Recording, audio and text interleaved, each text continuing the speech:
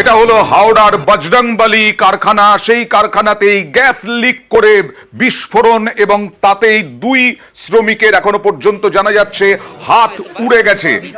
হাওড়ার বজরংবলী কারখানায় gas cylinder leak এবং তাতেই বিপত্তি, আহত কয়েকজন শ্রমিক, হাত উড়ে যায় 2 শ্রমিকের। দেখুন ছিটকে ছিটকে পড়ে গেছে বিভিন্ন অংশ।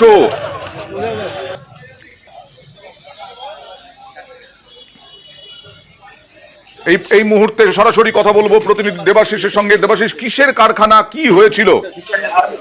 মূলত দাদা এই কারখানাটি হচ্ছে যে পুরোনো যে লোহা, সেই লোহার যে স্ল্যাব লোহা এনে সেখানে কাটাই করা হয় এবং এর আগেও বজরংবলীর এই এলাকায় বেশ কয়েকটি কারখানায় এই ধরনের বিস্ফোরণ কিন্তু আগেও ঘটেছে। তার কারণ বাইরে থেকে ফেলে দেওয়া যে সিলিন্ডার, অক্সিজেন সিলিন্ডার হোক, গ্যাস সিলিন্ডার হোক, এই সিলিন্ডার গুলিকে নিয়ে এসে তারা কিন্তু সেখানে করা হয়, কাটাই করা হয়। সেই কাটাই করার কারণে কিন্তু এই বিপত্তি বলে মনে করছে পুলিশ বাহিনী রয়েছে।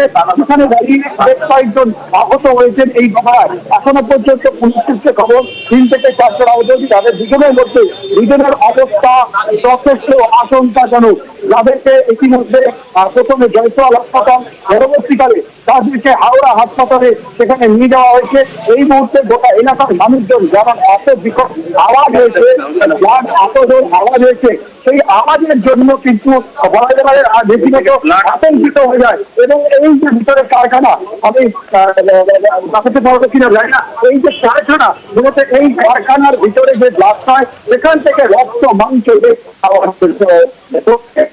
রক্ত মাংস যে কর্মীদের যে ছিটকে যায় তার শরীরের অংশ, সেগুলিকে রাস্তায়, এবং যে আমার পিছনের দেওয়াল, আমি যদি লাইভে থাকতে পারি তাহলে দেখাতে পারবো তোমাকে লাইভে দেওয়াল, যে কারখানার পাঁচিলের দেওয়াল, সেই পাঁচিলের দেওয়ালে পর্যন্ত মানুষের মাংস অংশ, অর্থাৎ হাত পা যে উড়ে যায় তাই অংশ, সেগুলি ছিটকে লেগে যায়। অর্থাৎ যে কারখানার অভাব রয়েছে।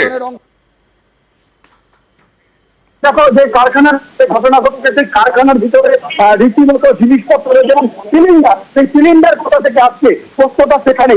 আমরা জানি না, আমাদের সঙ্গে রয়েছেন ডিসি স্যার, কতজন আহত জানি না, আমাদের সঙ্গে রয়েছেন ডিসি স্যার, কতজন আহত হয়েছে এখনো পর্যন্ত আগে দেখি, এখন তো সবে এলাম, পুরোটা করে দেখছি। ভিতরে কি অবস্থা দেখলেন? মানে তো অনেক সিলিন্ডার রয়েছে পড়ে, সেগুলিকে কাটাই করা হয়, নজরদারির কি একটা অভাব রয়েছে?